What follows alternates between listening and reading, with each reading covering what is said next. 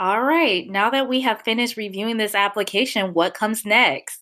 Well, I'm going to show you. So, essentially, as a law school admissions officer, it was my goal to take these, 30 plus pages of someone's application and condense it down into just a paragraph or so. And so, I want to share with you what my notes would say about this particular applicant, as well as share with you what my admissions recommendation would have been. All right. So before we dig into the application itself, I think it's important for us to get a good little glimpse as to what sort of applicants we are looking for, what our law school profile looks like, so that we know, what makes a good candidate, what makes someone who's likely to get in, someone who's unlikely to get in, just based on numbers alone. And then we'll look at soft factors while we're reviewing the application. So let's kind of just give a law school preview just for starters. All right. So to get started, it's important to know, what type of law school I work at. What is my school profile? And as many of you know, law schools have these things called median numbers. And so there's a median LSAT score, a median GPA, and oftentimes, not oftentimes, all the time, schools' median GPA and median LSAT score is based on, the numbers from the last incoming class. And usually schools each year are trying to replicate, so, reproduce those median numbers, if not, improve and get better numbers. So students oftentimes, that get into law school are what we refer to as splitters, where they have at least one median number at or above, or they have at least one number, either their LSAT score or their GPA, at or above the median number, and that's a good position to be in. There are also students that are double positives, which means that they have both of their numbers at or above the median, which is an even better position to be in. And then there are students that are in, a less than ideal position, but there's still a possibility that maybe they'll get into the school where they have, neither number at or above the median, but maybe at least one of the numbers is at or above the 25th percentile. So there's still hope, but it's not as good of a position to be in as it is to be a splitter or a double positive.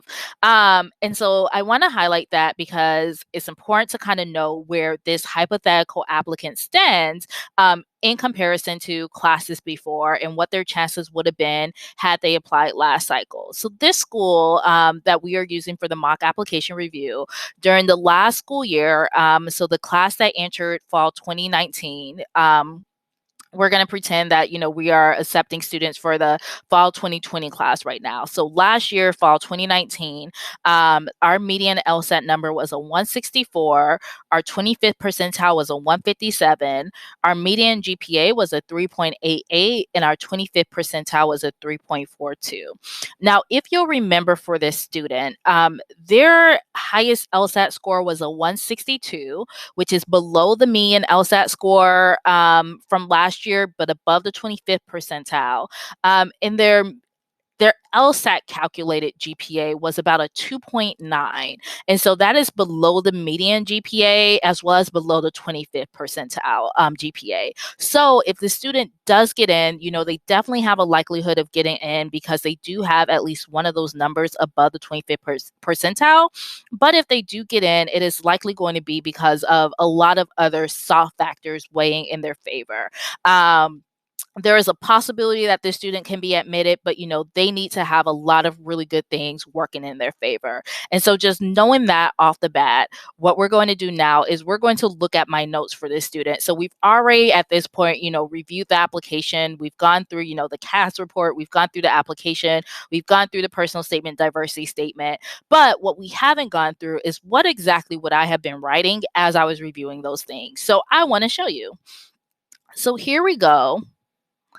Again, I mentioned that if I was, working in a law school right now, reviewing this application, that it would essentially be my goal to take, about 30 pages worth of information about a student and condense it down to a paragraph. And honestly, this is my paragraph. And truth be told, this is probably a bit longer than what my paragraph actually would have looked like if I was working in admission. So this is a bit long, but it's very thorough. And so essentially what my notes do, they summarize who this applicant is. So the person's name, their major, where their hometown is, so their place of permanent residency, as well as where they live currently, their age. If I am in a state where I can take race into consideration, I would likely list their race and ethnicity. If I'm in a state where I cannot take that into consideration, I would not even see it in their application materials, and I would not include that. Or I probably wouldn't see it. I most likely would not see it in their application materials. I list the school that they graduated from, when they graduated, what their GPA was at that school. I also make note of the fact that their school GPA was different from their LSAT GPA. For purposes of law school admissions, it really is the LSAT GPA that matters the most. I write that they have a master's degree and where that came from. I list their LSAT scores in the order of what they in the order of most recent to oldest LSAT score. Then that one F plus one D, that is me analyzing their transcript. And so I'm writing that they got one F and one D their freshman year. I want to signal that. I also want to signal that they got several withdrawals, or they had several withdrawals, as well as several easy courses their last semester of school. So that's not necessarily ideal. Neither of those things, either the F, the D, or the withdrawals, or the easy courses. So those may be some negative things, negative factors, weighing down the student's application. However, I'm going to highlight that they have a 3.8 GPA from grad school. I'm going to write about their writing sample. It was fine. It was short, but it was sufficient. So, I mentioned before when we were reviewing the writing sample that it was a bit short. However, it did, answer the writing prompt. It did provide, both counter arguments and arguments in favor of the position that the student took.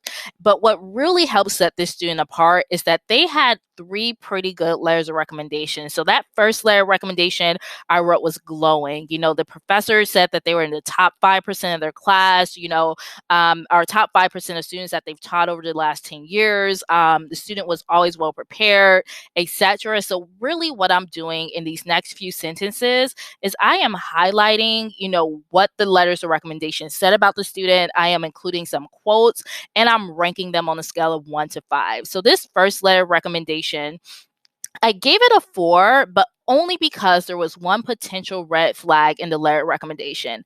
And that red flag was that the professor made a comment that, the student possibly lacks self-confidence. I put a question mark because that isn't really a serious red flag. I mean, this letter was very glowing. And so depending on who else wants to review this application, maybe they think it's a red flag as well. Maybe they think it's no big deal. I personally think it's no big deal, but it is important for me to highlight, that there may be something negative that was stated about this applicant. And so that is the only thing that made this letter a 4 instead of a 5. For the second letter recommendation, I rated it a 5 out of 5. This was from a supervising attorney at an internship. They said really great things. And so I quote some of the great things they said again. And then the third letter recommendation, this letter recommendation was actually pretty good. The only thing that was missing from this letter recommendation, the reason it was a 4 out of a 5, is that the letter recommendation wasn't as enthusiastic as we saw the first and second one. It didn't necessarily make a statement about, this being one of the best people they've ever supervised, or didn't give me any comparison of how the applicant compares to other people that they have worked with in the past, but it was a good letter. And so that's a 4 out of 5. And so anything over a 3 is really good for letters of recommendation. So I do highlight that. Something that is going to work in this applicant's favor is the fact that they are likely from a lower or working class background, that their mom, was in the military, their dad was in a blue collar profession, neither parent had a college education, so the student was first generation.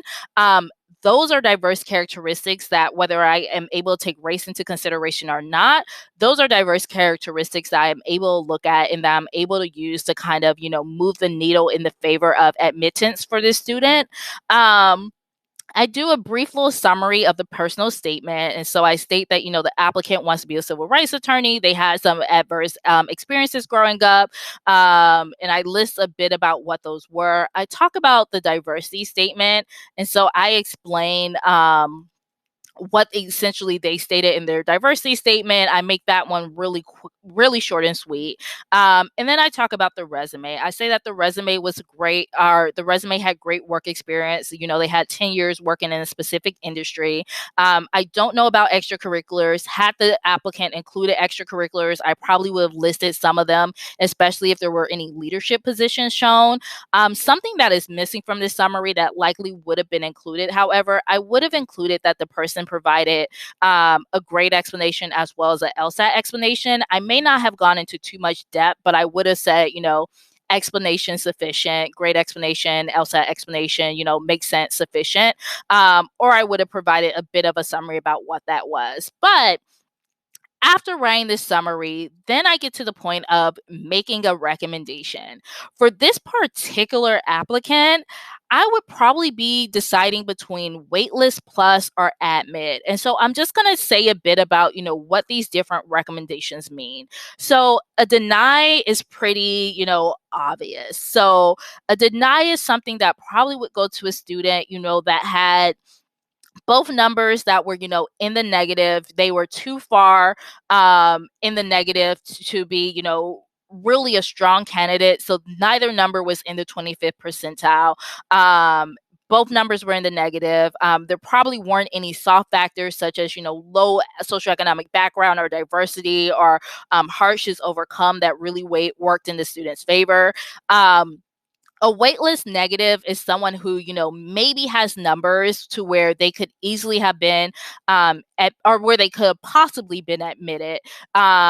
But we're going to put them on the wait list. I recommend that we hold them just to see, what our class shapes up to look like. But maybe there were things in the application that, concerned me. And so I'm concerned about admitting them. However, I don't want to deny them, but I do have concerns. So a waitlist negative is almost like, let's put them in the back of the line, the bottom of the wait list, or towards the bottom of the wait list. A wait list regular is just, let's waitlist them. Maybe they don't have the numbers or they don't have, extenuating soft factors such as, a low socioeconomic background or being first gen. So I really don't have the justification to admit them outright. However, if there's space in the class, I do want us to consider admitting them if we have the ability to. So that's what a waitlist just regular is. A waitlist plus is this person is on the border. I'm concerned about, or I'm unsure about whether to admit them or whether to waitlist them. But if I'm going to waitlist them, I want them to be at the front of the line. I want them to be one of the first people that we consider pulling from the waitlist. An admit negative is someone who they have the numbers.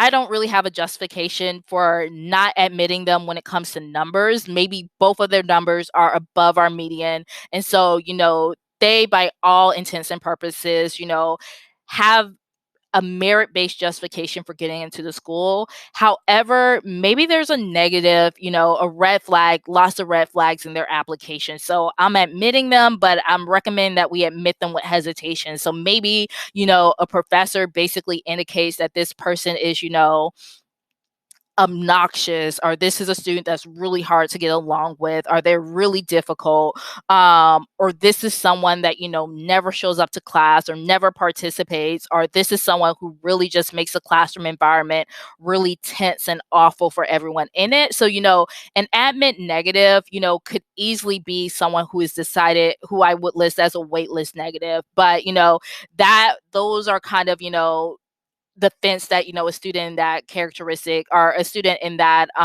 situation might be in. An admit student is someone who we should admit them. They have, the numbers, they have the soft skills, or, they're within our range in terms of numbers. They have, the soft factors that, justify admitting them. I like them enough to be admitted. And then an admit plus is someone who we should admit them. I really like them. Like, you should not hesitate to admit them. And so that's kind of what the different recommendation categories are. For this particular student, I would likely recommend them either for waitlist plus or admit. And it really depends on where we are in the application cycle. That would be the determining factor. So if we are towards the end of the application cycle, and I know that we have filled most of our seats, we don't have that much space left because this is a student that, is a double negative, I probably would lean closer to waitlist plus, just because the last seats that we have, I probably want for students that have stronger numbers. If this is very early on in the application process where we have lots of seats left to fill, I would probably be more willing to admit this student. So, this person, has really glowing letters of recommendation. They have lived life experience. They're older. They're likely mature. Um, they are underrepresented both in terms of socioeconomic background and racial our ethnicity, race and ethnicity, if that's something I'm able to take into consideration. And so all things will probably lead towards me admitting this person if it were earlier in the cycle. And, if it were later in the cycle, it would probably be a waitlist plus just to see, how the rest of the class shapes up. And then I would likely want to pull them very early on in the summer if I could. If the student were admitted, the question is, are we admitting them with a scholarship, with no scholarship? If we're admitting them with a scholarship, what sort of scholarship should they get? Should they get a need-based scholarship? Should they get a merit-based scholarship? Should they get both? Or should they get, extra money thrown at them because they are so amazing? So for this particular student, I definitely would recommend that they get a need-based scholarship because it does demonstrate, or it is demonstrated in their application that they have, a socioeconomic background that, is likely lower working class. And so that would be something that indicates to me that they probably, they are first gen. So they probably are going to need some money in order to come to the school. However, their numbers don't justify giving them a merit-based scholarship because both of their numbers are below our median. And so I can't necessarily state that. If the personal statement was a bit stronger, a bit more concise, I maybe could have advocated for, extra money because they have a really stellar application. But as it currently stands, I would definitely recommend this person probably at this time of year, December, I would probably recommend this student to be admitted with a need-based scholarship.